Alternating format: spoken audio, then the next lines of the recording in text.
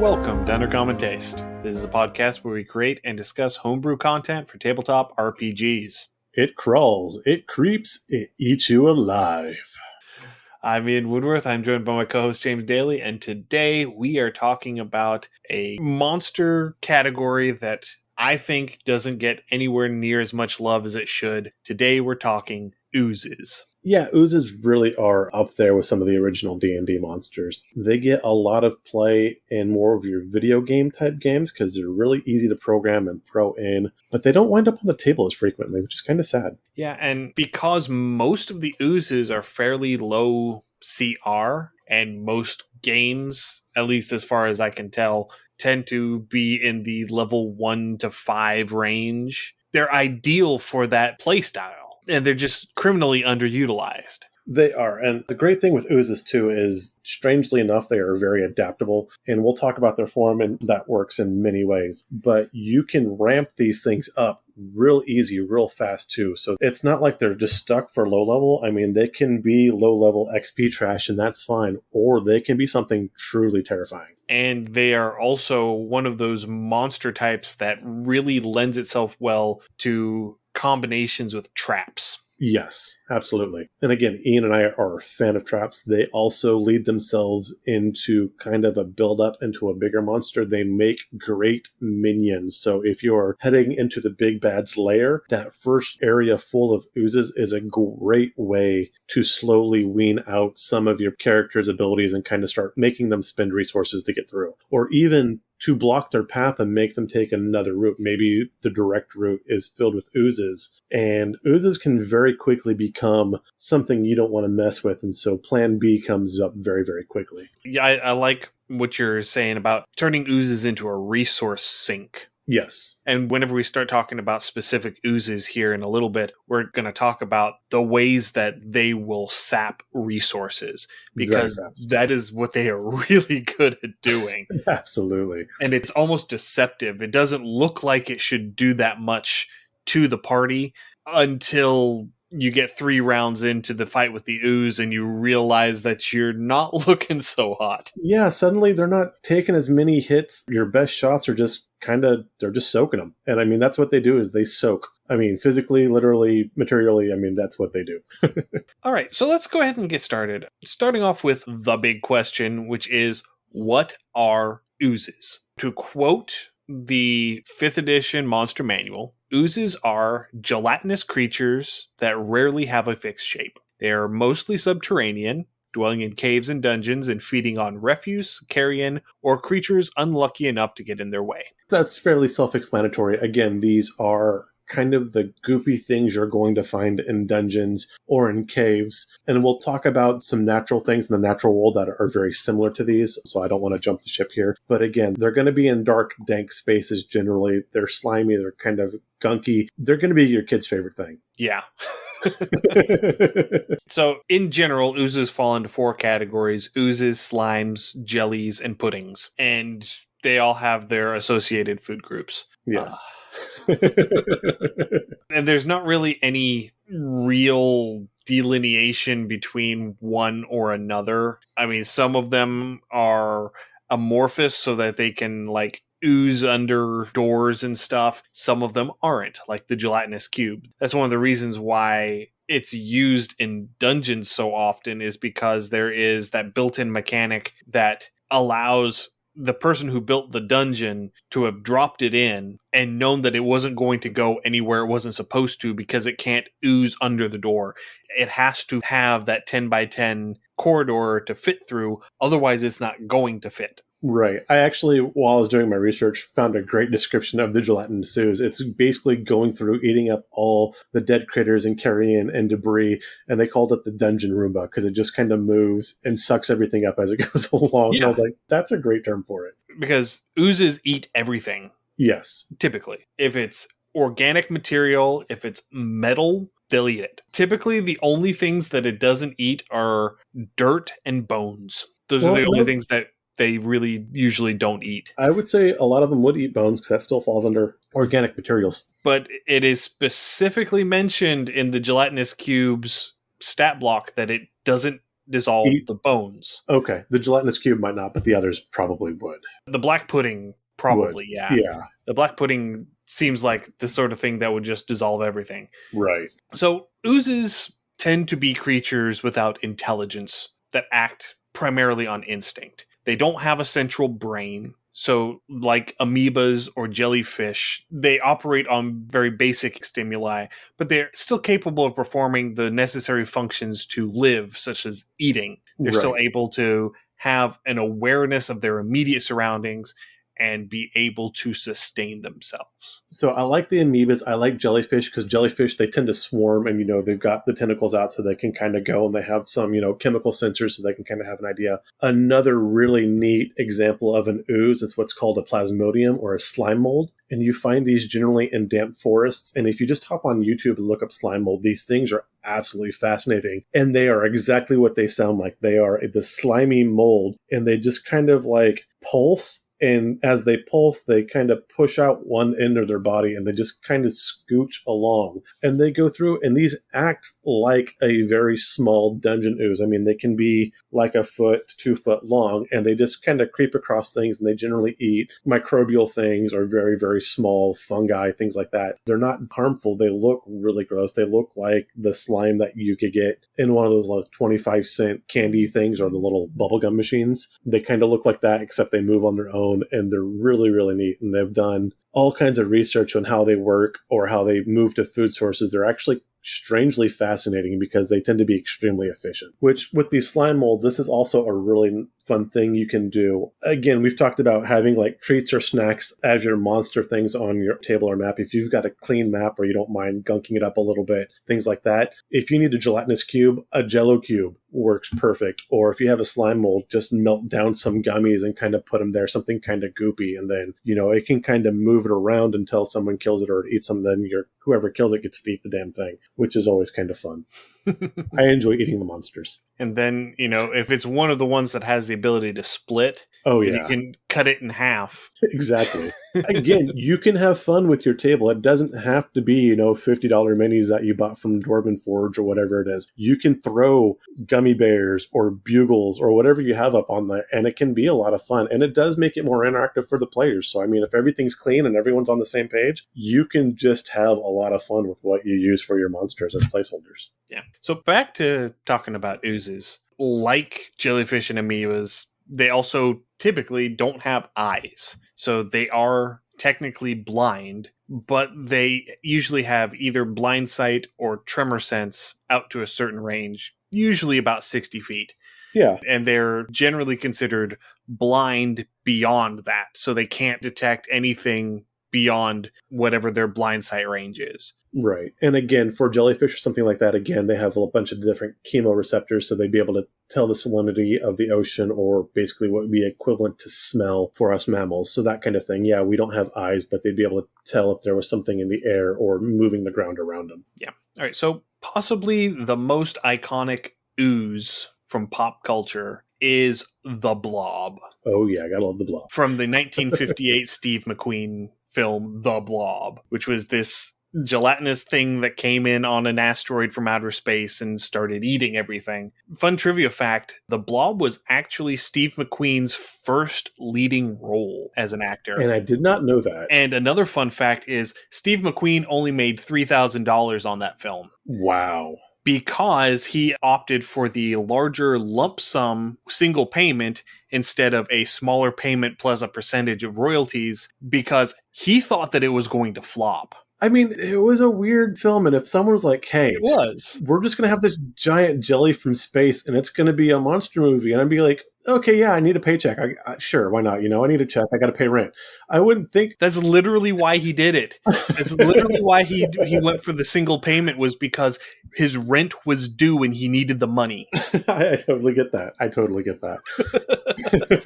So yes, he made $3,000 on the film that grossed $4 million. Oh, ouch. In 1958. Yeah, some days you just kick yourself. The things that you learn whenever you're researching for episodes. Another more recent example, one from my childhood, would be the Robin Williams film Flubber. It was apparently adapted from the Disney film The Absent-Minded Professor, from 1961. Right. And this does kind of lead into, I mean, there are various things of the origin story of oozes, and there are some that have been rumored to be created by a wizard or an artificer trying to tinker around and an experiment went awry and then, oh, surprise, ooze. Yep. Which would be a fun thing to do if your party ever comes across like an alchemist's table or something in the middle of a dungeon and they start playing with stuff. I mean, yeah, you can easily do the alchemist's explosion and have a fireball or something like that alchemist fire pop out, but surprise ooze is quite the surprise. Especially now that Spelljammer is coming out, and with Spelljammer, you're going to get the Plasmoid race, Ooh, which is yeah. a playable ooze. Yeah. So if you happen to have a campaign that's been running for a little bit, and one of your players now suddenly wants to play as a Plasmoid, That would be a great way to do it. that would be an in-world way to have something happen to them to where they suddenly become a goop. Surprise oozed. Yeah. And there are lots of examples throughout the editions of different origins for different oozes. There's one from second edition that didn't make it into my notes called a mustard jelly, which was basically the result of a young wizard who tried to polymorph herself into an ooze, and it went awry and she got stuck. Oh my. And that particular type of ooze has suddenly propagated and spread very far and wide. I could see that happening. Again, sometimes science goes wrong, boys and girls. I mean, Yeah, this is why we use proper safety equipment. Yeah, it was a variation on the ochre jelly, I think. Okay. But yet there is an ooze that is specifically wizard fucked around and found out. As you do. As you do. Now, I do have to say, please correct me if I'm wrong, because again, there's a lot to go through, particularly with oozes. As we said, there's a lot of various origin stories for different types. But of a creature that, has, hey, we were messing around, we did an oops, and suddenly ooze, I didn't come across a beholder created ooze, which seems really weird, because if anything was going to mess around and find out, it would have been a beholder. I think the beholders have enough sense not to play with oozes. I think they would make an ooze just for the lulz. Maybe. Maybe. I don't know. There is an ooze later on that we're going to talk about that has an assumed origin to it, but the creator in said suggested origin is never actually mentioned. It's suggested that it's a practitioner of dark arts, quote unquote. Okay. But the flavor of it, I mean, you could totally make that a beholder originated ooze. Yeah, you could. And I'll touch on that whenever we get to it. Okay. I don't want to get too far We don't want to ahead. jump too far ahead, yeah. There's your teaser, so you got to listen to the rest of it to see where we're going. There's just so many different things that came up during research, and it's going to be hard to stay on topic today. It's really just going to be all over the place, much like the oozes are. There's not going to be much form to this. It's in the spirit of the monster. So because they are living piles of goop, they're usually resistant or immune to slashing damage. Correct. I don't know if you've ever tried to cut Jell-O. It doesn't really do anything when you put a knife in it. Not a whole lot. Now, the other really wicked thing that was in a more third edition and second edition beyond, because they didn't have a form, they were immune to critical strikes as well. So you could not crit one of these things. And that's just, that hurt. That would be like, you roll that 20 and like, yes, and it's like an ooze. It doesn't matter. Ha! And you're just like, fine, I wasted a 20. Great. Yeah. And in third edition, it was also immune to anything that targeted its mind. So it's immune to illusions. It's immune to psychic damage. It's immune to things that blind or deafen. It's immune to gaze attacks. It's immune to polymorph. Yep. Again, they're immune to being knocked prone or being tripped. And so these things are going to absolutely love your melee character. So you get that barbarian or that fighter that just wants to run up and smash things. Just throw an ooze out there and watch the party try to adapt. Can't trip attack this one. Nope. I'm going to grapple it. Yeah, go for it. I double dug. There you go. Grapple it. Yeah. Exactly. That's exactly the sound it makes. I really hope that picked up. I really hope that picked up on the mic. And I apologize if I end up making more disgusting mouth noises. It's going to be a news episode. It is going to be a news episode. I will try to keep it to a minimum. So in third edition, they were completely immune to both slashing and piercing damage. If you wanted to walk up to an ooze and attack it, you had to use bludgeoning damage. Or magic. And a lot of them were immune or at least resistant to a lot of different types of magical damage as well. Correct. There are multiples that are immune to acid damage because a large portion of their damage is acid because they have their pseudopods, so they attack, but they are an acidic mass. That's how they break down and digest everything that they're going to eat, is they are a puddle of gelatinous acid or acidic gelatin, wherever you want to put the emphasis there. So if you're going to hit these with magic, generally you'd want fire, frost, or potentially necromancy, depending on the spell. But again, you've got a fairly low CR creature, generally 1/2 to 2 for the most part. Most of them, yeah. But you got all of these resistances, and then you're resistant to a lot of magic. These aren't quite like the will-o-wisps punching above their weight class, but they're not really easy to scoot off the table either. No. And there are some that are immune to fire. There's some that are immune to cold. There are some that are immune to lightning. The ochre jelly, that one's a really fun one. If you hit it with lightning, it splits. Yep, now you got 2. Not only do you not deal damage to it, you also now make 2 of them. Have fun. Yeah, that splitting mechanic can be really nasty. And that was a lot of things in early video game coding, as they always said it was a lazy or an easy out for video game creators. You could throw an ooze that would quickly or easily split. The issue is that depending on how they coded that, that could bug out for some games real easily. And then pretty soon the entire game would get overwhelmed with just oozes because you couldn't deal enough damage fast enough to all of them to put them down. And so in early video game development, that was an issue. They had to figure out how to limit that ability for them. Yeah. So while this is not included in, as far as I can tell, any of the stat blocks, I would also make them either resistant or immune to psychic damage because they don't have a nervous system. They don't have a brain. They don't have the thing that you target to make psychic damage happen, because that's basically what the flavor of all of the psychic damage spells is you're Right. targeting the mind of the creature. And if it's a mindless puddle of goo, there's nothing there for that psychic damage to latch onto. I would say yes to all but the ochre jellies and then the obelisks. We'll touch on the obelisks later, but I believe traditionally the ochre jellies had an intel of 2 or 3, so they did have some sentience. Those actually could move with an animal intellect. So those, I would make them resistant and not immune. The other ones would probably be immune. There is a variant of the gray ooze that is capable of psychic emanation. Those ones I would say you could target. Yeah. Those are the ones I would say. But the obelisks themselves, they also do a psychic damage, and we'll touch on them and how they eat and attack and things like that. But they actually live off of psychic energy. Yeah, the obelix is a 5e original, and they're kind of fun. They're fun, but from a narrative standpoint, they're absolutely terrifying. Oh, yes. I kind of really want to throw a bunch of these somewhere because, yeah, you could do a lot with them.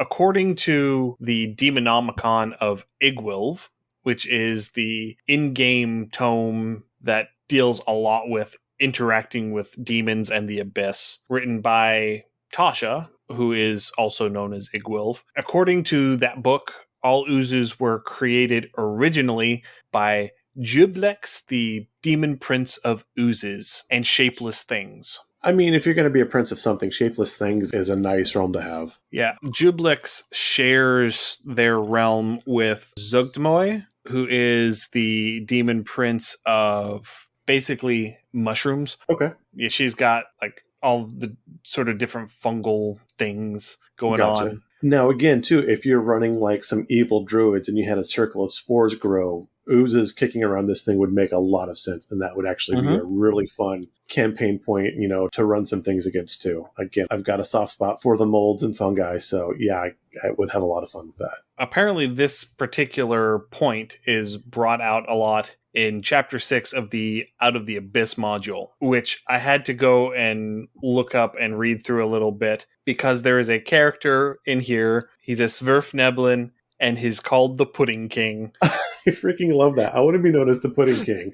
That's just, I want the weird corner shop on the market, in the mini mall. Pudding King, just have like the little fake crown. That's what I just sell pudding all day. That's what I would do. Bread pudding, chocolate pudding, pistachio pudding. I am Pudding King. Banana pudding. Yes. Ooh, banana pudding is the king of puddings. I have planted my flag. Okay. Banana pudding is the king of puddings. Okay, fair enough. Yeah, no, the Pudding King is just the best title ever. I love it. You can have your Pumpkin King. I am the Pudding King. And that chapter of the module also introduces Glabagool. Glabagool is a non-violent gelatinous cube who seems to have been granted sentience by Jublex showing up in the Underdark. Jublex shows up and this gelatinous cube gains sentience. And he doesn't Okay. want to fight. He's just really curious about everything. Yeah. He doesn't mean to eat you. He's just checking stuff out. He's kind of poking around. And oops, I mean, it might No, happen because on he's occasion. telepathic now, so he can actually talk to you. Oh, great. So yeah, he's just scoping things. I like it. Dude, this would make a great pet. And you can get him to come along with you. I keep using him. I don't think gelatinous cubes have genders. I should be using Probably they. not. Yeah. So you can get them to come along with you. Yeah. Or if you would prefer that they didn't come along with you, they have this magical mace that's just floating around in their innards that you can negotiate to get this magical mace from them, and they'll just sort of splorp it out. Okay. Maybe trade them like so many pounds of meat for their mace. I'm sure that there's something in there that they want in the module that Oh, you yeah. can do, but I didn't read it that closely. No, I like it. Like I said, I would totally keep Glabagool as a little pet and just like kind of like breadcrumb him along with me. Yeah. So most of the oozes, except for the gelatinous cube, in 5e have the amorphous feature that allows them to squeeze through cracks as small as 1 inch. Now, this is one of the things that makes oozes really frightening and really terrifying because you can have them on the back end of a wall or even, part of the trap. Like, I kind of, when I was reading about this, I was thinking that maybe you had oozes that have infested or grown like an old ruin. And instead of a bunch of like dart traps that you have going where you have darts pop up out of the ground or like shoot darts at you, as you walk past and you trigger these traps, the slots for the arrows or the spikes would open up. But since they've already been triggered decades or centuries ago, there's no arrows, but there's oozes there. And now those oozes can kind of slurp out through those tiny little holes and start taking attacks of opportunity as your party's trying to go through this tunnelway or narrow path. Oh yeah, you're walking down the hall and all of a sudden a pseudopod slashes out at you. Yeah, just like slaps you right in the face like a wet fish. Not talking about wet mouth noises, but there are a great many oozes who are ambush predators, basically. Yes. And so they will get on the wall or on the ceiling, and whenever you walk by, they'll drop on you. Yeah. That is a very nasty but very common ooze tactic. Ooze from above. Yeah. And also, oozes they used to be immune to polymorph, which would be the immutable form feature in 5e. I think that they left it off of them because polymorph is such a high level spell. Yeah. It's is it a 4th level spell or 3rd level spell? It might be. I think it's a 3rd level. I haven't checked. I don't use polymorph myself too often just because I find it unreliable. I tend to run with more murder hobo-ish parties, and by the time I polymorph something to keep it safe, somebody else wants to slap it, and then they waste a spell, and I get really upset about that. So, yeah, I just like fine. Or they just resist it in the first place. Right. But again, this kind of makes them not quite so hard to battle with because they are technically a lower CR monster. So again, if they can shrug off a polymorph spell, that's one of your upper spell slots. But all oozes are also immune to the blinded, charmed, deafened, exhausted, frightened, and prone conditions. Right. And we discussed that previously. So all of these magic conditions that they're immune to a lot of physical conditions, which again, when it comes to actually fighting one of these things on the table, they don't slide off the table too terribly easy. They've got some stick to them. I think it's funny that they're not immune to being grappled. You can grapple the hell out of them. Yeah, they'll just grapple you right back. That's the problem. I mean, welcome to my parlor, said the spider to the fly. Right. Grapple me all you want, because, yeah, I mean, the question is could you actually restrain it? And I don't think you'd be able to restrain the They're ooze. not immune to being restrained. That makes it weird. Now, that I would question. Yeah. Unless, because you can use something like Maximilian's Earthen Grasp.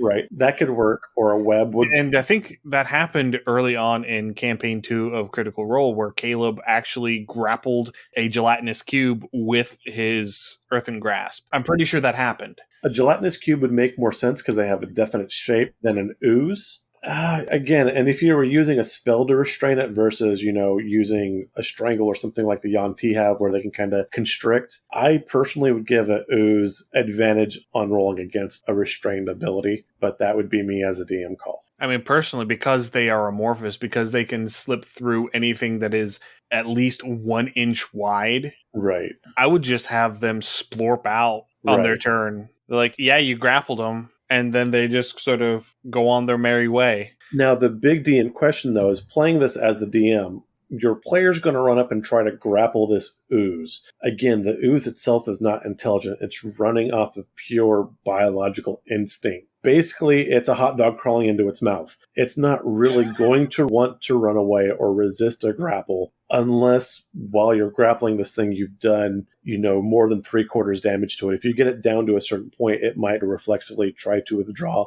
to save itself. Otherwise, it's just going to eat the grappler. And a lot of oozes do have an engulf ability. Right. And by trying to grapple this ooze, you are essentially, mechanically, willingly failing your dexterity saving throw to avoid being engulfed. Yes, you're basically pouring salt on yourself and screaming, "Eat me!" You're yeeting yourself into the mouth of the monster. Absolutely. It does not bode well for your longevity to Yes, do such this things. is strongly advised against. Okay, so let's talk a little bit about oozes through the editions before we get into a breakdown of the different oozes that we've got available. So oozes have been in D&D since the very beginning. The original list of oozes, which has remained the basic list of ooze monsters for every single edition, was the black pudding, the gray ooze, the gelatinous cube, and the ochre jelly. Okay. In older editions, the green slime was also included in that list. Yes. As of 5th edition, the green slime is no longer considered a creature. It is now considered a dungeon hazard. Okay. Because it doesn't have an attack roll, it doesn't have a movement speed, it doesn't have hit points. So even in D&D, we get that weird line between is it alive or is it not? Okay, we'll give it this one. And just because it's alive, does that mean it's a monster? Right, this is true. A tree is alive, but it's not going to eat your but it's party. not a monster. Fair enough, yeah. Until you cast Awaken on it, and it becomes an awakened tree, and then it turns around and raffle stomps you. There you go. And then there was one additional monster called the Slithering Tracker that was added in a supplement a little bit later on in OD&D. Now, the Slithering Tracker is a little bit terrifying. I kind of love that one, too. The Slithering Tracker is the one that I'm saying could be made by beholders. Okay, that's fair. When I was reading, Dark Practitioners, I was saying it was possibly something produced by liches as well, which would also fit. There are a lot of possibilities for this one. Yes, there are a ton of possibilities for that one. So the list was later expanded to include creatures like the Olive Slime, the Crystal Ooze, the Deadly Puddings, which are the Dun, Brown, and White, the Stun Jelly, the Mustard Jelly, the Bone Ooze, my personal favorite, the Flesh Jelly, the Reason Stealer, and the Teratomorph. The Teratomorph is quickly climbing to one of my favorites. Yeah, it's the last one on our breakdown list. There was one that I forgot about. Actually, there's a couple of them from 3rd edition Fiend Folio called Aquatic Oozes. One of them is called Blood Bloaters. It is actually a swarm of diminutive oozes. Nice. They kind of look like a sunny side up egg. I can see except that the white is this sort of clear, viscous goop. And where the yolk is this weird little red center. Okay. And they act like leeches. They float in the water. And if something enters the water that they can feed on, they just sort of swarm over to it. And as they slither up over it, they deal 1 point of damage and sap 1 point of strength. Oh my. Because 3rd edition still did attributes. Right. Stat reduction. Yeah, stat reduction. So what I would do personally in 5th edition is it deals that 1 point of damage and it reduces your max hit points. Yeah, I could see that. That would be really good. That would be the way I would do that. And I would run these kind of like a small swarm of jellyfish, just kind of float and then just have them kind of all suck around. If you've ever played the original Metroid or even Super Metroid, you know how they just would kind of come over and then latch on and start draining your hit points. That would actually work really well. Yeah. And additionally, you also have to make fort save in third edition. So it would be a con save now. Really simple, DC 10. And if you fail that, you were nauseated for a Oh, round. nice. So that would be basically you'd be poisoned until the end of your next turn. Okay. Yeah, I was going to say, if you're going to give someone the poisoned effect in the water, that would be really rough. Yeah, so have disadvantage on attack rolls and ability checks while you're getting leeched by these wee bitty little oozes,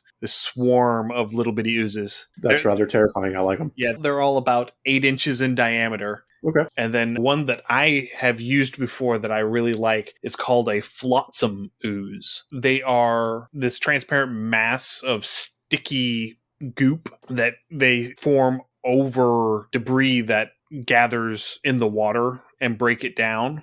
Okay. And so because they don't digest things like gold or glass, it would be very common for you to be walking along the beach or walking along the riverbank and you see this pack of debris tucked away, over under a tree, and you just see 4 or 5 potions just bobbing in the water. And you're like, okay, I'll just go over there and get them. And you go and you grab it, and then it's got you. See, that sounds a bit like the crystal oozes were, and these were supposed to, basically Right. hide in the water and had the same. Okay, I'm not going to geek out too hard. They had the same refractive index as the water, so you couldn't really tell where the ooze was and the water was. So it just kind of blobbed in there. Again, I'm not going to go too far into refractive index or how that worked, but yeah. Right. Yeah, but this one is specifically designed to be something that is encountered whenever you go picking through debris. Okay, yeah, I could see these kind of like in a tide pool, perhaps, especially like if there was an old shipwreck. And so you're like, it's low tide, you're walking past, the water's kind of frothy. And like you said, there's a couple like potions floating, or maybe you go down and you see, hey, there's a small pile of gold that maybe someone was trying to stash and you just stumbled upon it. That would actually be a really good thing. No, I like it. And the gimmick is that it's adhesive. So once it gets on you, the only way you get it off of you is you have to make a DC 16 strength check. Ooh. Or kill it. These are sounding like a weird cross between an ooze and a mimic. Yeah. A music?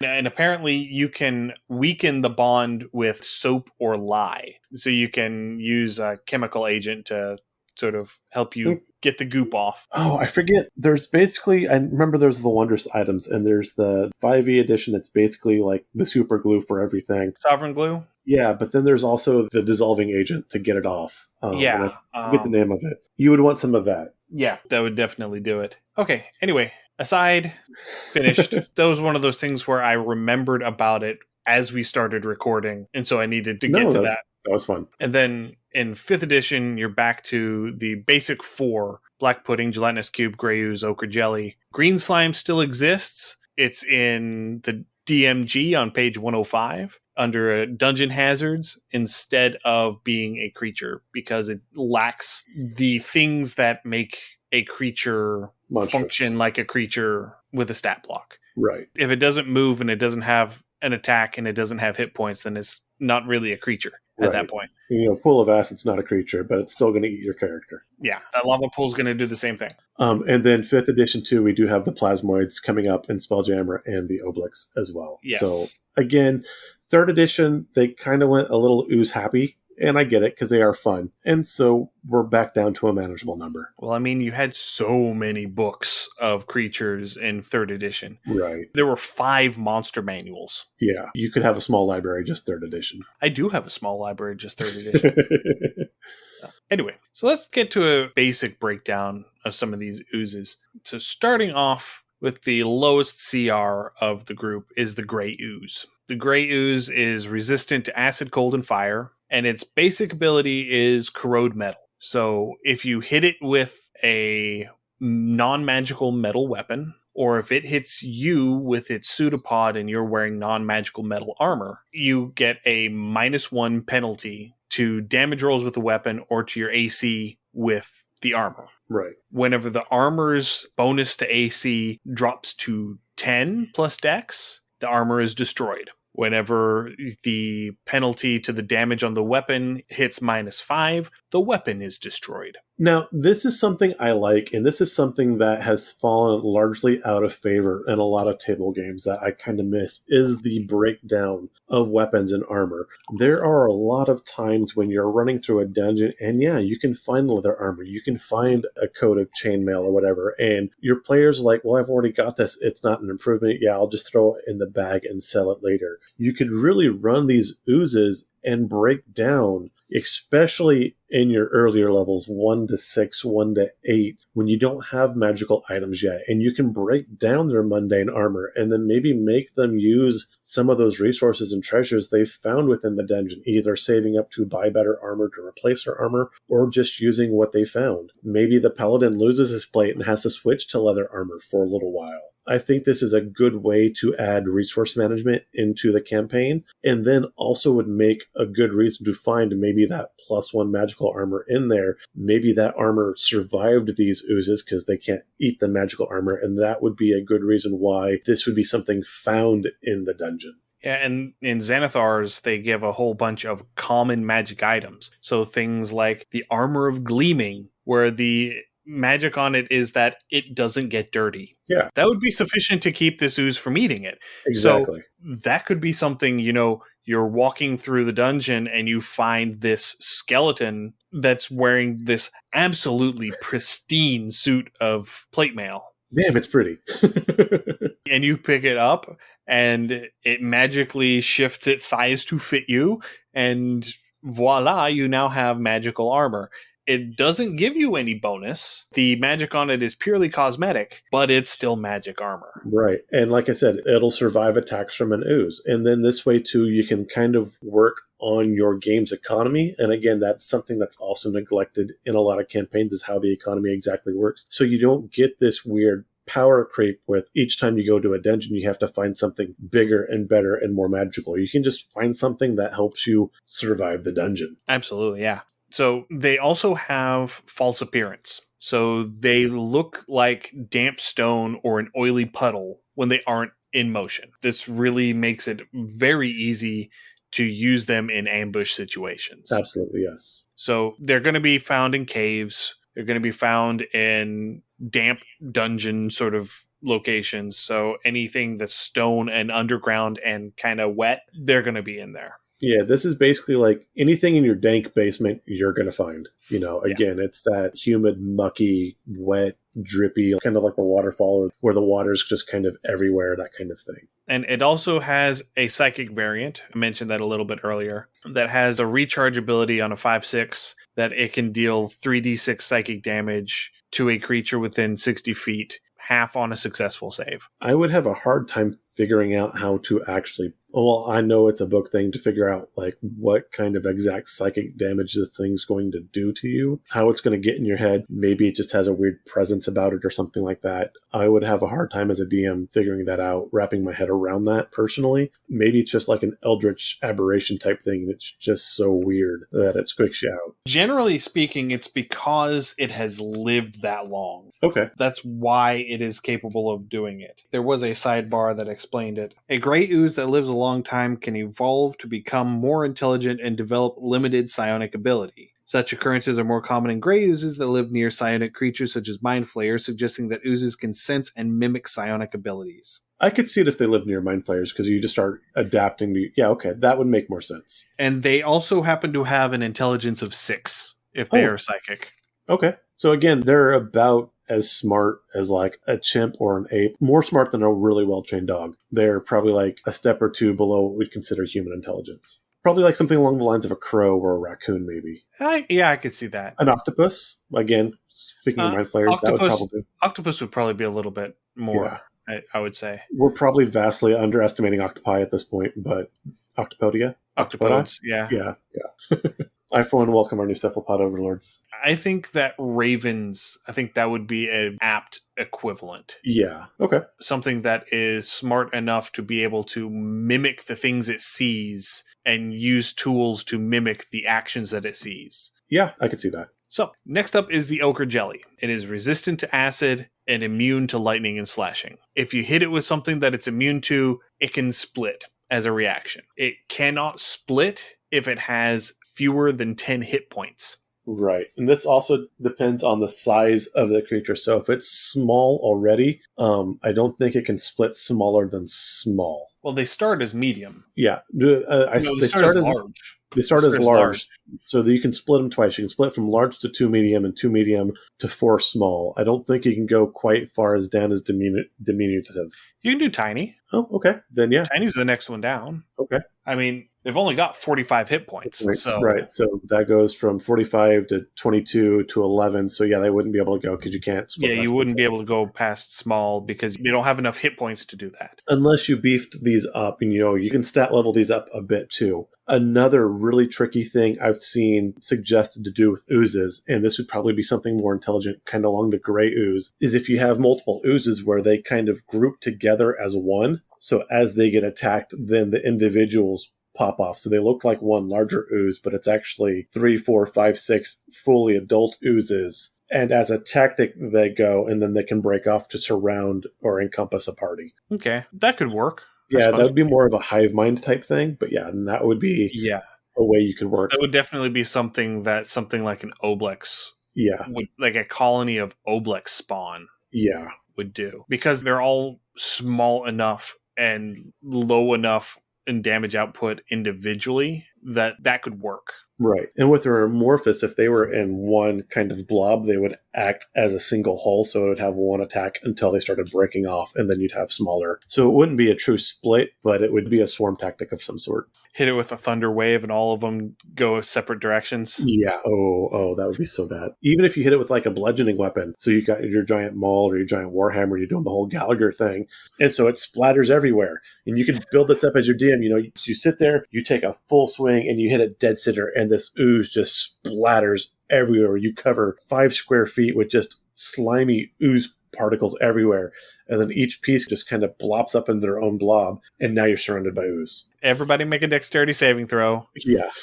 The trouble has begun. If you fail, now you have an ooze attached to your face. Yep, I like it. So ochre jellies also have spider climb. Other than that, they're pretty basic. Their pseudopod deals bludgeoning plus acid damage, has no additional effects. So all they have is their ability to split and spider climb. Right. That's Now, all they really need. This is all they need. And again, these are going to be instinctual, so they are going to be fairly relentless once they have kind of locked on, for lack of a better term, or start tracking a creature. They are going to follow whatever they are pursuing until it is out of range of its sensory perception, which, as we discussed earlier, is going to be about 60 feet. Yeah. And because of spider climb, you can't climb up a tree or climb up, a cliff to get away from it. It's going to follow you. If you dive through the next door, it's going to slurp in through the keyhole or under the door. You can't dive into the lake. It knows where you're at. So it's just going to slowly pursue you until you escape it or it gets you. It follows. Yes.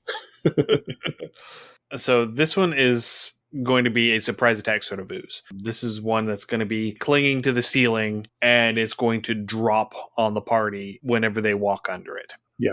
Next up is the gelatinous cube, the quintessential ooze of D&D. Yeah, this is the poster child ooze. This is the poster child ooze. It is also a CR2. It is the only 5e ooze not to be amorphous, and that does fit with older lore. The abilities that it used to have actually fit very closely with the blob from the movie in 1958. It's like they were inspired or something. I know, right? So the gelatinous cube used to be immune to lightning damage, because there is a scene in the blob where they lure the blob into high voltage power lines and it crashes through them and they don't do anything to it. Right. But it also used to have its movement speed if it took cold damage, which, going back to the movie, the way they found that they could beat it was they used CO2 fire extinguishers to freeze the blob. And then once the blob was frozen, they picked it up in a net with a helicopter and they flew it to the Arctic and they dropped it in the Arctic. It's a good way to do it. Because they couldn't kill it, so they just had to dispose of it. Right. As you do. And so it doesn't have those anymore. It doesn't actually have any damage resistances or immunities in 5th edition. That's a bit of an oversight, in my opinion. I mean, they're the most commonly used ooze. They have a much larger hit point pool. Right. So it makes a little more sense if you're intending to have them show up more often Right. to do that, especially since it has engulf, Right. which basically means that as part of its movement, it can just sort of splorp over top of you, and you have to make a dex save to get out of its way. And if you don't, you're inside of it, and you're now having to hold your breath and try and cut your way out. Right. Now, traditionally, it could be either 4 medium or small creatures or 1 large creature. And I kind of go back and forth on this one because you are finding more large playable characters and playable races. And so if you had a party of all large characters, this would be definitely less of a party wipe than, if you had a party of halflings. Right. But, I mean, you could also make it larger and fit. Again, you could play with this by DM fiat, but traditionally there was a limit to how much it could slurp up. Well, there is an example in lore. I think it was in Undermountain where they were experimenting on gelatinous cubes to see if they could make them bigger. And they were mixing their ooze research with research on the Dwergar's natural ability to enlarge. Oh my. And they managed to get a gelatinous cube that was 30 feet square to a side. See, this is exactly, they apparently never watched Jurassic Park. Just because you can do something doesn't mean you should do something. So in addition to just being able to move over top of creatures, it is also transparent, and you have to make a DC 15 perception check to notice it. And if you don't notice it and you enter its space without seeing it, you are surprised on that first round of combat whenever it decides that it's going to eat you. Okay. And being surprised probably means you're getting slurped. Yeah. And not in a fun way. And also, willingly entering a space occupied by the gelatinous cube means that you automatically fail your dex save. Right. And a DC 15 perception check, I have failed plenty of those. We'll just put it that way. It's not a guaranteed check. I mean, No, it isn't. Especially in a dark or dimly lit dungeon. Yeah. So you're going to be making that perception check at disadvantage. Yep. That is definitely failable. Oh, yeah. So a favorite trap for the gelatinous cubes, because they work very well for traps, is to have a pit trap that is 10 feet by 10 feet square and like 20 feet or 30 feet deep with visible treasure at the bottom. Ooh. And, they see it down there. They're like, oh, we're going to go get it. And so they tie a rope around the rogue's waist and they lower the rogue down the hole, and the rogue gets lowered down into the gelatinous cube at the bottom. He got where you be careful what you wish for. Sometimes you get what you want. And because he's inside the gelatinous cube, he can't yell up at his buddies to pull him up. Right. You're sitting there trying to pull on the rope. Yeah, no. You have to try and swim out to the edge and pull yourself through the membrane on the top of the gelatinous cube, all while being dissolved by acid. I like it. There's another one, there's a version of that where that was the trap at the end of the hallway, but the hallway was 10 feet by 10 feet square, and a gelatinous cube dropped at one end of the hallway and started chasing the party down the hallway towards the pit trap. Oh, nice. That's fairly devious. I like that one. Something along those lines I've seen as a DM to use gelatinous cubes is another fun thing. Again, while these run primarily off of instinct, if you do enough damage to them, they will eventually try to flee. So if part of your party has been engulfed by this cube and then later escapes through to the other side, and then the rest of the party deals enough damage and it switches direction to flee, then it's going to go back and pick up whatever tried to escape out the back because it doesn't care. It's all just a direction. Absolutely, yeah. So the last one, the heavy hitter of the basic oozes, is the black pudding. Yes. Originally a deadly black pudding. The black pudding is immune to acid, cold, lightning, and slashing damage. It's basically a combination of the gray ooze and the ochre jelly. And because of this is coming in at a CR4. So again, this is our heaviest hitter. Yeah. So it combines the corrode metal of the gray ooze and the split and spider climb of the ochre jelly. I thought that they had engulf as well. It wouldn't take too much to just give it engulf.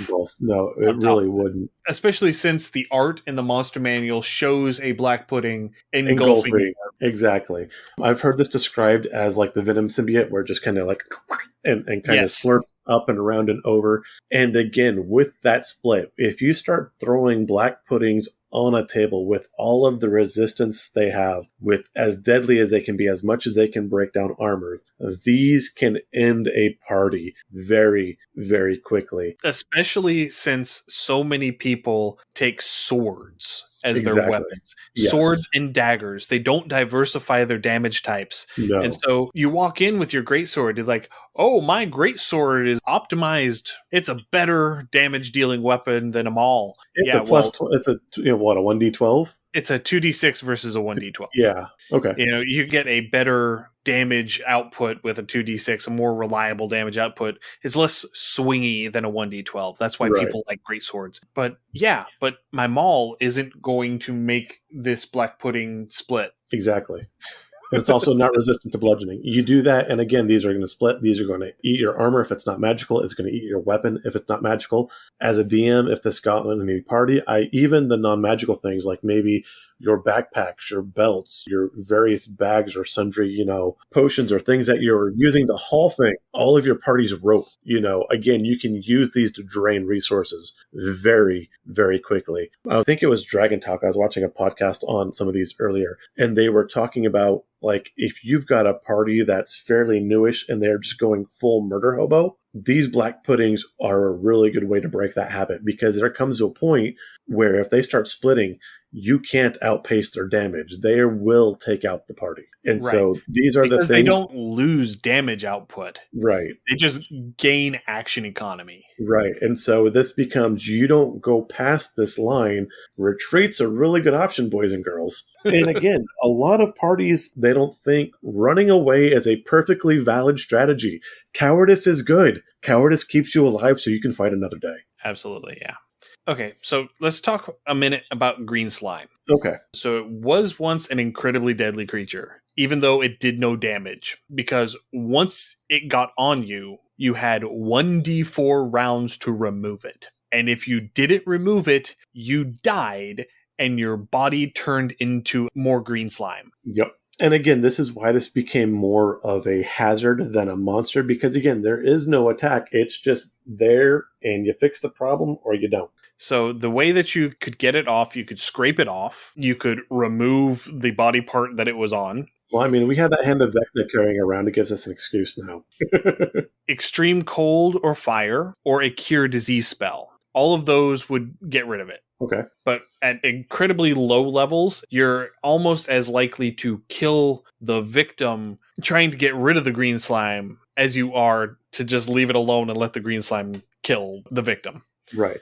So this kind of reminds me, in my Western Civ class, they were talking about during the Middle Ages, the Muslim people and the Arabs had collected a lot of the Greek texts and saved and preserved a lot of the Greek knowledge, where those in Europe kind of turned their back to it before the Renaissance. And there was a treatise written by an Arabic medic at the time who was visiting Europe. And they talked about a knight that wound up with a boil or an infection on his leg. And the author was talking about how with Arabic medicine, they would have used a poultice of herbs and things to treat the infection, but where they were, they thought the easiest thing was just to amputate the leg with a rather dull axe, and talked about how the marrow spilt from the bone afterwards. And so therefore, unsurprisingly, the knight died from further infection very soon after this very shoddy amputation. So the cure was quite literally worse than the disease in this case. It kind of, with these green slimes, kind of goes along those same ways, that the way to cure it was so vastly severe that, yeah, you could very easily kill your party player. Yeah, John from Tale of the Manticore actually had a rather nasty encounter with some green slime early on in season 1. Right. Yeah, and that was right as the characters were about to hit second level, so they really had nothing to fight this off. They basically, their resources were limited. what they ended up having to do is use the torch that they were carrying and hope that the fire damage from the torch didn't kill them as they were trying to burn it off. Gotcha. Now, as a DM, I would maybe do a stop, drop, and roll. If there was sand, maybe try to abrade it off, that kind of thing. Just kind of different things to scrape if you could see. I would definitely make people roll a medicine and perception check both, and probably kick those up a bit, maybe like a 12 or a 15 on both of those to make sure you got everything off. Right. So in 5th edition, it still behaves kind of like this, but it doesn't have any stats. So it has blind sight out to 30 feet. And it will drop on you from the ceiling. If you are aware of it, you get a DC 10 dex save to avoid it. If you don't notice it,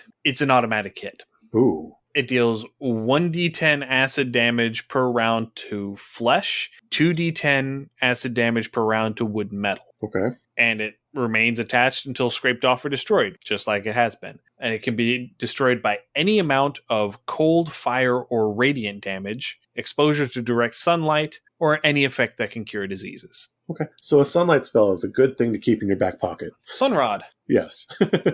And that actually would be a kind of a really fun thing to do. You know, we're going to talk about different ways you can use these slimes in a thing. I know the movie Balto is based on it. What they based the Iditarod off of, they were trying to get vaccine to a sick little girl, and so they had this race. Maybe there's been an infestation of these green slimes because they can act as a spore and they can kind of linger for a while. So maybe, you know, this town or this village has suddenly infested with green slimes. And so you're doing a race to bring sunrods to this town so they can purge the area. Would be kind of a fun hook. I mean, I would just use fire personally. But... Well, I mean, you can do that, but then you're going to burn down the whole town. That's not a terrible option, but it is an option. Sunrods might be better. Just get some clerics in there with Sacred Flame, you know? Just purge everything with fire. It's fine. Flame Strike, we're good. Nuke it for Morbid is the only way. That's right. All right. The last 5th edition ooze that we need to talk about is the Oblex. We've mentioned it a couple of times. There are 3 grades of Oblex. There's Oblex Spawn, which is CR1 quarter, the adult that's CR5, and the elder Oblex that is CR10. Now, I have just recently discovered these. Again, yes, I'm a little late to the party. Fine. These can be a lot of fun. We could do a lot with these. They are the result of illithid experimentation on oozes. And as a result, they have psionics. And they use psionics to devour the memories of their victims. And once they have eaten a creature's memories, they can create a perfect copy of that creature. Right. It has a faint sulfur smell, so it smells like rotten eggs. But other than that, it is a perfect depiction, and it is proficient with all of the skills that individual is proficient in. It's proficient with all languages that creature knows. Now, with this reproduction it makes, this is only with the adults or the elders. The spawn can't quite do it. Again, it has to eat so many memories. But it is very much like a decoy or a simulacrum. So again, if it's like a magical creature or anything like that, it doesn't have any of the magical abilities, but it is, for all intents and purposes, a homunculus or a puppet, kind of, that it can act. It's the body snatchers. Exactly. The first thing I thought of, particularly since it's going to carry this sulfur scent with whatever image it has, is if this thing ate a succubus or succubi, using that to lure in people, because obviously great at luring people in, and then using that to eat more people would be a wonderful, wonderful trap. And so the mechanic here is that whenever a creature gets their memories eaten when they fail their wisdom saving throw, they get a D4 penalty to all ability checks and attack rolls.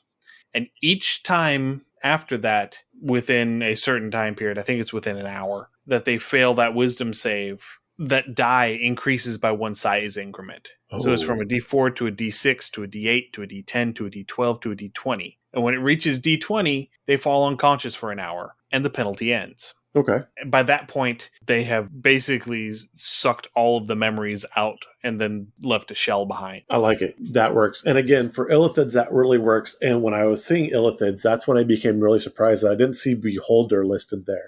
But again, illithids are kind of creepy too, and they have their own secret experiments, so this fits beautifully. And since it is also a psionic creature, if one is within range of an elder brain, the elder brain is able to peruse the stolen memories that the Oblex has, and the illithids use the Oblex's memories to hunt for victims. I like that, and this is also a great way to spy out your player's party. And so if your bad guy needs a plot reason to have information, this is a great way to do it. And the final note on the Oblex is that the inspiration for the Oblex actually came from a kid named Nolan Whale, who was visiting WotC for the day as part of the Make-A-Wish Foundation. Nice. I mean, not nice for the condition, but that... Yeah, but that was his wish. He wanted to spend a day doing D&D stuff with the guys at WotC, and so they brought him in, and this creature, the Oblex, was his brainchild. I am amazed by the inspiration and I am in awe of that. And so, as nice as in that is a wonderful idea Nolan had, and so well done. I'm glad Watsy was able to take it and actually make it usable, because this is a wonderful monster. I love this monster. This, like I said, could be a lot of fun. So, well done to Nolan for that idea. That was fantastic. Yeah. Okay, so time for the lightning round because All right. we're running Yeah, a little long. just a little bit. Some of the other oozes from past editions, just a quick overview. Quick and dirty. The crystal ooze. Crystal ooze was basically a gray ooze that was translucent and hid in water. Okay. I mean, mechanically, it was identical in every other facet. It just looked different. Right. And we talked about those with the Flotsam ooze. Then we have the olive slime. The olive slime is similar in function to the green slime, but a whole lot scarier. Because instead of dropping on you and dissolving you into a puddle of green goo, it, instead of being acidic, was anesthetic. Oh. And so you had a 50% chance of noticing it hit you whenever it fell. Oh, that's terrifying. Holy crap. And if you didn't notice and it hit you, it would latch onto you and attach to your central nervous system, and it would make you, it's basically a cordyceps. Okay. It turned you very paranoid and made you go to extreme lengths to hide the fact that it was there. Oh. And if it wasn't removed in 1d6 plus 6 days, it would take over and it would metamorphose the body into what became known as slime zombies. Somehow it turns them into plants. I think that was just we need some way to explain away this thing because there's a second edition creature. But the slime zombies were able to persist through photosynthesis, and the olive slime was able to control them out to a range of 200 miles. That's a little dirtier way to explain it. I mean, you could do it with like spores or pheromones or something like that, but this would make a great Halloween time campaign to run. Even a one-shot, this would make a really good, like, slime zombies. Who doesn't want to play slime zombies for Halloween? Yeah. This is great. Next one is the stun jelly. The stun jelly is basically a gelatinous cube that has been sliced. So instead of being a 10 by 10 by 10 cube, it's a 10 by 10 square that is 2.5 to 5 feet thick. Okay. Sometimes you got some narrow ways. You got halfling halls. And apparently they would grow in width on that 2.5 to 5 foot thickness. Okay. And once they hit about 5 feet, they would actually rip themselves in half down the middle. Okay, so it's a very violent asexual division. And apparently you could hear it throughout the dungeon whenever it happened. I get that. I mean, you get that really thick jello and you kind of, when you're slurping it out of the bowl, and I'm not going to make the mouth sound for that one, but you get it. Anyone who has had to trudge through ankle deep or deeper mud, that sound that the boot makes whenever you're pulling it free, exactly. That's the sound. And calling back to the blob, like gelatinous cubes, they were immune to lightning, but they didn't have the cold weakness that gelatinous cubes had. And another thing that I forgot to mention is that gelatinous cubes used to paralyze on their pseudopod hits. Oh, that's terrifying. Yeah, they don't do that anymore, but they used to. Okay. Again, second edition was a very grim and harsh edition. You needed more than one character sheet. Probably. I think that they still had a chance to paralyze on hit in third edition, too. I don't think that was removed until later. Anyway, that's neither here nor there. Next up is the Slithering Tracker. As we mentioned, this is one from OD&D that continued through, is believed to have been the result of a wizard magically removing a person's bones. Right. No, really, that's what it is.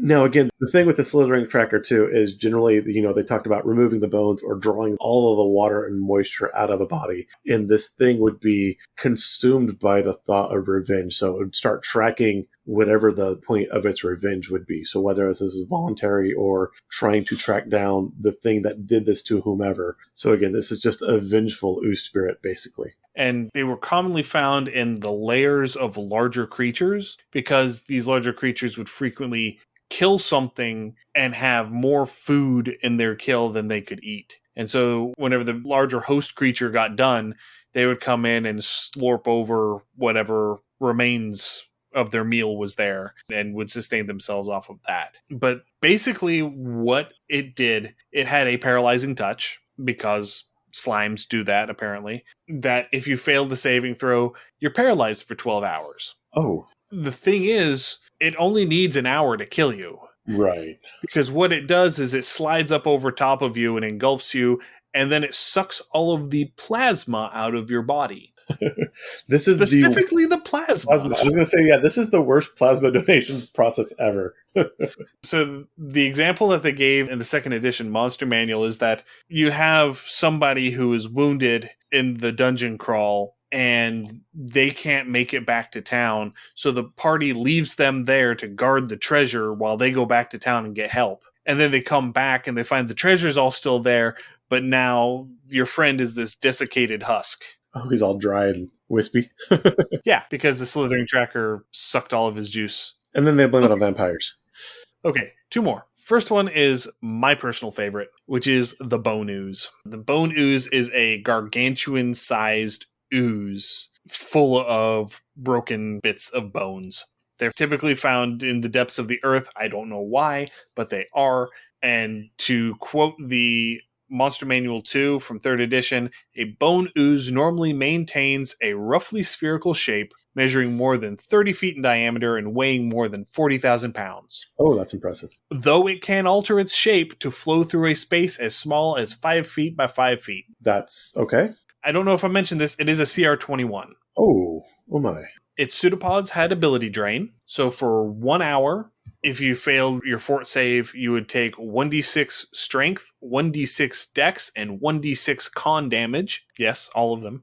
Oh my. The wounds that it would inflict with its pseudopods or by engulfing you would deal a cumulative 5 points of bleed. Oh. So at the start of your turn, you would take 5 points. And then if you got hit again, at the start of your next turn, you took 10 points. And that persisted until healed. And as I mentioned, it would engulf creatures because it's a gargantuan ooze.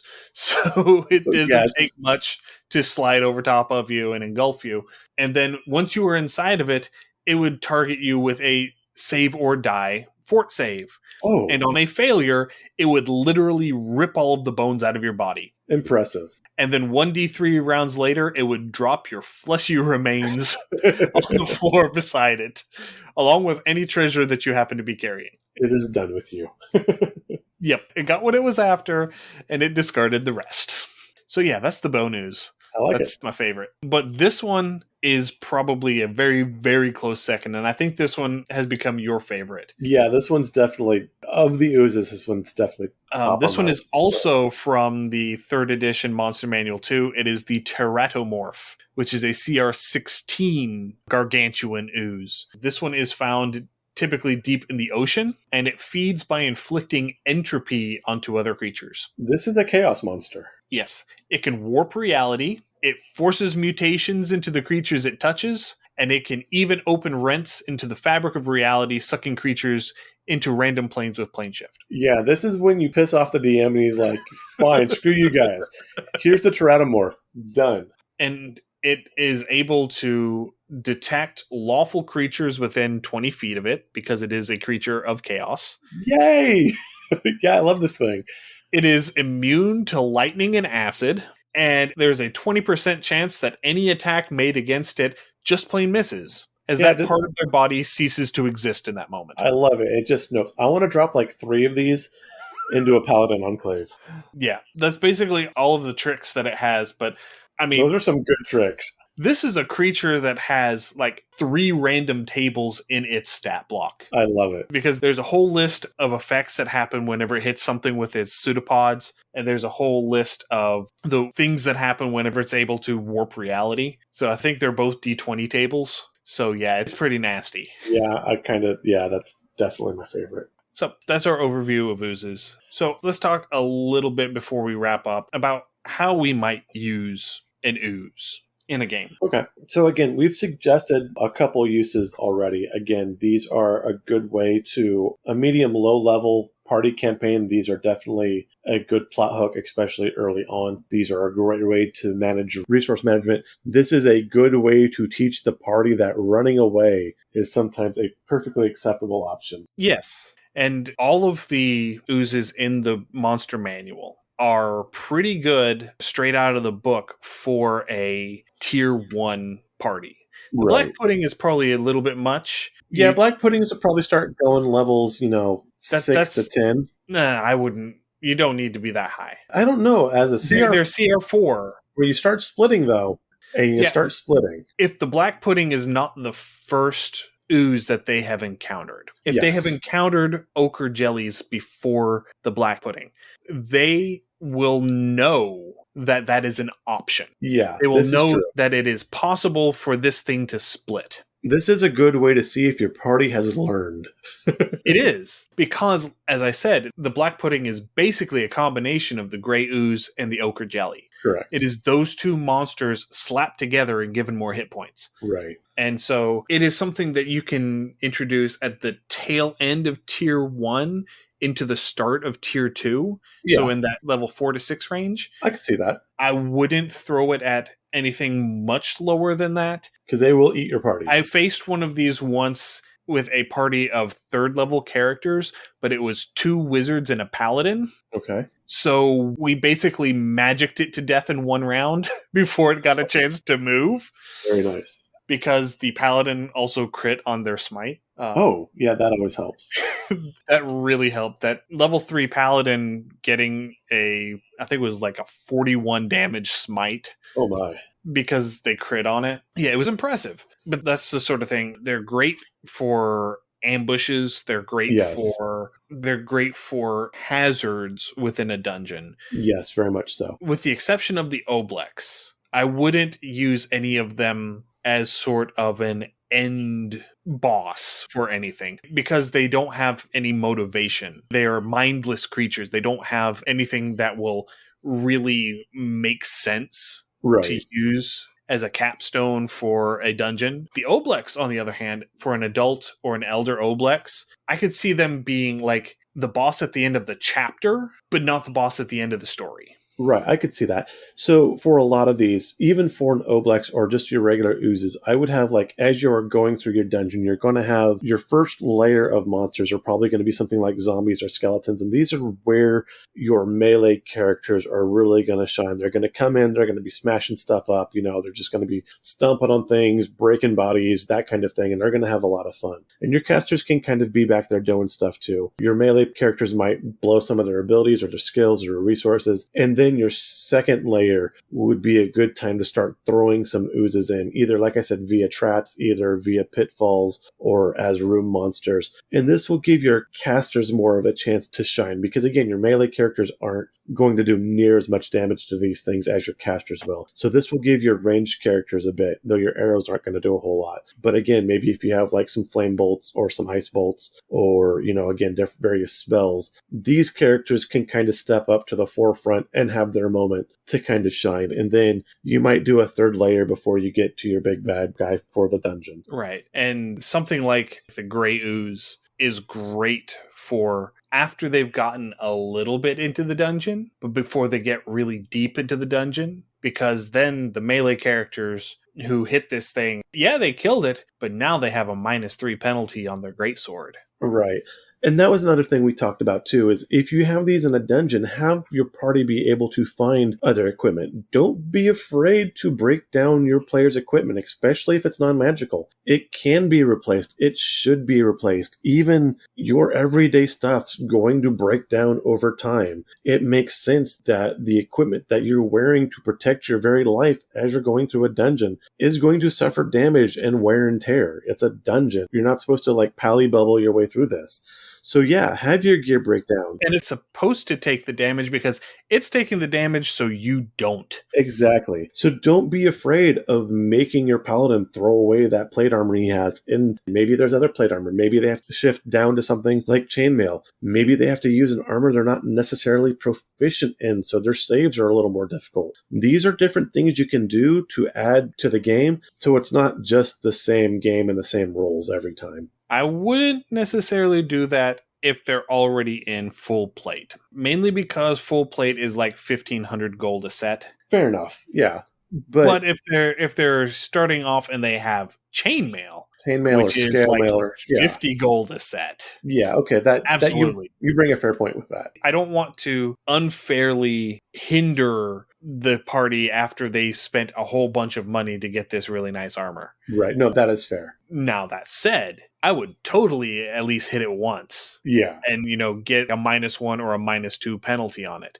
I wouldn't go so far as to actually fully dissolve it unless the character actually died Right. and then the ooze just ate it. And even with that -1 or -2, maybe take your character and maybe make them have to pay a blacksmith to repair it. Again, this is a very common. Yeah, of course you have to repair your armor. Jeez. Or if you happen to have somebody in the party that has proficiency with smith's tools or tinker tools, they can fix that for you. On a long rest, yeah, and that would make sense. And that's a great use of the party's downtime. Yeah, that lets you use your tool proficiencies in a meaningful way in the game. Right, because those are often overlooked too. Yeah, using that huge chunk of real estate on your character sheet that almost never gets touched. Exactly. But like I said, with the Oblex, like an elder Oblex could make a very interesting chapter boss. Right. One of the ideas that I saw in the comments of a video on Oblex is one of them like living in the well of a small village, Okay. and it has already consumed all of the villagers. I could see that. And all of the villagers that are out and about in the town are actually created by the Oblex. I was going to bring that. So the adult Oblex can create a single illusion or imitation. I'll use the term No. imitation. It can make 1d4 plus 1. 1d4 plus 1? Okay. And then Yes. what is the elder? You would have to ask that, wouldn't you? I would, because I knew there was a difference, because I was reading that the adult could do 1 and the elder could do like 12 or 13. 2d6 plus 1. So yeah, that'd be 13. The elder can do 2d6 plus 1, and the adult can do 1d4 plus 1. Okay. So yeah, you could have, most of the people you're going to meet in this village, or even like a group of people that are running for something and they need you to go. They've been beset by orcs and they beg you to save their cart or grandma or whatever it is. So you've got this group of villagers or travelers who need your help. And so, yeah, you're going to run off to go save whatever. And it's all a trap. So yeah, that is a great way to play that. Yeah, and you could do this. I'm getting a picture now. It's this little town. I mean, it might be in a swamp or something. Okay. And so there might be one that's in the tavern and one that's in the town hall, quote unquote. Okay. There might be more than one Oblex. There might be an elder and 2 adults. I could see that. In this town. And the elder is in the tavern and is all of the people in the tavern. And one of the adults is in the town hall and is the mayor and the mayor's secretary and 1 or 2 other people. But say if it is in a swamp, it can be one of these towns where you're already on edge thinking something's not right because everything has like 3 inches of murky standing water. Oh yeah, everywhere. Okay. Because all of these images, all of these copies that it has have to be tethered to the main mass. Right. And by having, even on the inside of the buildings, on the ground floor, they've all got like 3 inches of nasty, fetid, murky water standing on the floor because that hides the tentacles. And this would explain the sulfur smell around everything too. Yes. That what I'm saying. Absolutely. Okay, so I'm going to go ahead and round this out. Are you ready? Okay. You have a coven of hags. One hag has 2 elders. A second hag maybe has an elder, an adult, or 2 more elders. And the third hag has just adults, maybe 1 or 2 adults. So there you have 4 to 5 of your Obelix running around being guided or directed by this coven of hags that are running everything else. Because again, we've already set this in a swamp. And so again, these Obelix with the psychics are going to be able to relate to the hags. They might have some of the artifacts that the hags can give, like the hag eye or things like that. And so again, these 2 would play back and forth and they would fit really, really well together, I think. Yeah, I could see that. Might be better with something like specifically night hags. Yes. Because they are dealing in nightmares. Yes. And so they would definitely feed off of you and use that psionic energy. Yeah. Or you could just have some illithids kicking around, because again, that would make sense for them too. Oh yeah. What it would be is it would be a way to lure people into the town for the illithids to collect and harvest for their brains. Yes. Oh, You can even make it so where things seem a little off, but everyone's excited. Maybe there's like some sort of festival getting ready to kick off. Like, yeah, everyone needs help. That's easy to do, but maybe people are coming here because there's like a celebration of some sort. And so they're trying to like tourist trap people in here as well. Okay. I was about to say, are you really going to go and Wicker Man this? Yeah, absolutely. The bees. No, we're talking about the proper Oh, okay. original Wicker Oh, Man, we're not not Johnny Caging that or Nicholas no, Caging this. Oh. no. We're not Johnny Cage in this either. I'm not going to even entertain that travesty. But yeah, again, these lead up. Another scenario with oozes that I saw would be a good way to kind of start a party in was that someone had the great idea for a city to use oozes as their quote waste disposal system. Either they brought the oozes in as a good idea to kind of like parse down the landfill, or maybe they've created a landfill and therefore drawn oozes to it just with all the organic waste and refuse, old chicken bones, scraps of food, dead bodies, whatever. And so now there's oozes here either brought in or in on their own. And the oozes are in a perfect environment. There's plenty of food. Why not? So they're growing and multiplying. And now they are starting to spread into a town. And so now you have to figure out how to drive them out and back. And I mean, there is a reason why you find gelatinous cubes in sewers. Yes. Because they're in there consuming all of the refuse. Yeah, they're doing their job. They're doing their job. The problem is, as they do their job and as they eat, they grow and eventually they split. Yep. It's kind of like throwing the rats down the New York sewers or the lure of the baby crocodiles. Yeah.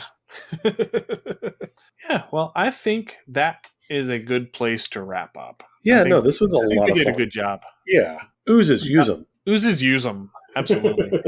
I love the concept of the bone ooze. I don't know how in the world you actually create a bone ooze. Or a dragon graveyard. Possibly. Yeah. I mean, that would be about the only thing, or an old battlefield with that many bones. Right, but they're subterranean. That's the thing that's getting me. Yeah. Well, I mean, subterranean. They could theoretically bubble up, or if there was like a dungeon or a cave that ran beneath such, maybe there was like an old something beneath a dragon graveyard. Maybe there was like an old dragon war at some point. And so now all these dragons had killed each other trying to control this artifact or this area where this artifact was rumored to be. And there's a subterranean temple. Or they spawned in a section of the Underdark where the Dwergar and the Drow have been fighting for a long time. Yeah, exactly. You could do it that way. Yeah. And then you could build up a bunch of lore and horror stories and mythos and cryptids around this. And it's just this giant, horrible bone ooze that's like, okay, more death. Yay, me. And then every so often, there'll be a scouting party out and they'll just find an empty, floppy, ragged flesh suit, basically. Yeah. Oh, maybe there's old villages that this thing has gone through and just the village is just completely wiped out. And so that's maybe is what's further fueling this war is that, whatever settlements are on the outskirts are wiped out. And obviously it's for the Drow, it's the Dwargar. For the Dwargar, it's obviously the Drow. But someone's going in and just wiping out men, women, children, everything, and just leaving the bodies behind. And then we got there and all we see is this travesty of what was once. And they're strangely not looting or destroying anything. They're just killing everyone wantonly. And so this is breeding more and more hate between the two factions. Yeah, that'll work. Okay. We've brainstormed a terrible, terrible thing. We have. And now I want to run out of the abyss for the Pudding King. Yes. And we will culminate with a bone ooze. I like it. All right.